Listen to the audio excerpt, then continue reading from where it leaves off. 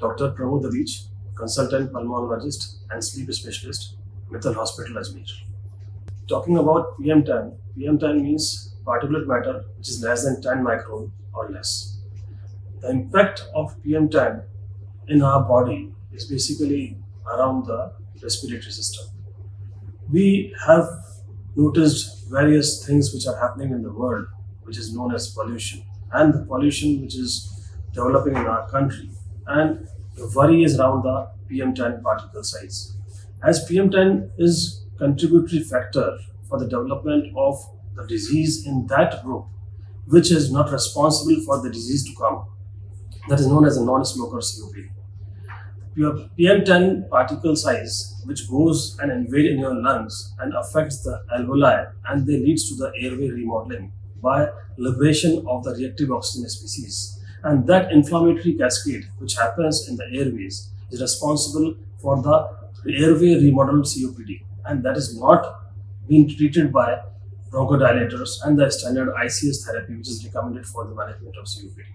The worry about PM10 is because once this disease becomes irreversible, it has its impact on the heart, the development of the pulmonary artery hypertension, and various other disease systemic manifestation, which may make the life of the patients in a very crippled position. A simple maneuver to address the pollution strategies, measures which can be taken at every level by us, by the government officials, can curtail this disease to happen in our country.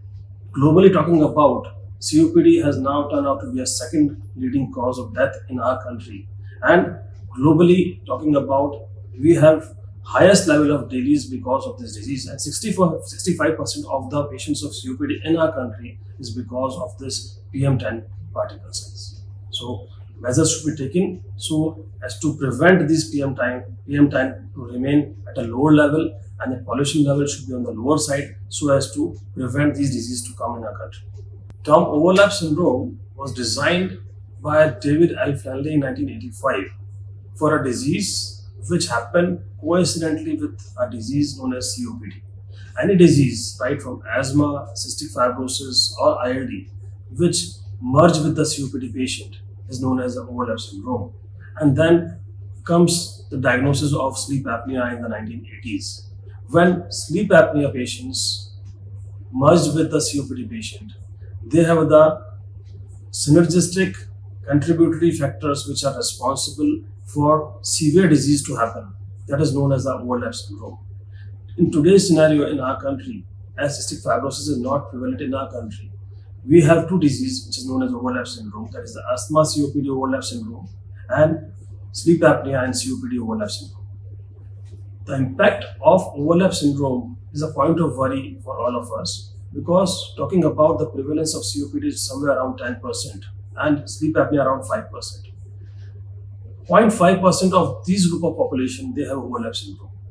When these two diseases come together, they have a great impact on your other systems like cardiovascular morbidity in terms of pulmonary hypertension, arrhythmias, atrial fibrillation, which happens because of sleep apnea. And when it combines with the COPD disease, the disease which is characterized by the hypoxemia, hypercapnia, dyspnea, and when these physiological abnormalities of COPD merge with the sleep apnea disease and the problem which are happening in the night, that is nocturnal oxygen desaturation, which happens more in the night, the impact in the body is far severe, and the mortality and the morbidity is very high in the overlap syndrome patients. So these overlap syndrome patients should be diagnosed at a very early stage by proper workup in terms of clinical judgment, sleep history, and then other diagnostic modalities, so that we can treat such patients at an early level and prevent those cascade of events which are happening in the body and other systems which may be very fatal in this group of patients. Challenges in COPD management is quite big in our country because of resource constraint, because of unawareness at public level, at higher officials level.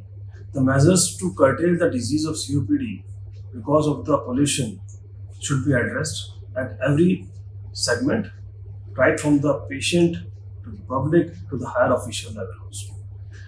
Smoking cessation is the first and foremost part to prevent COPD. Along with that, curtailment of biomass fuels.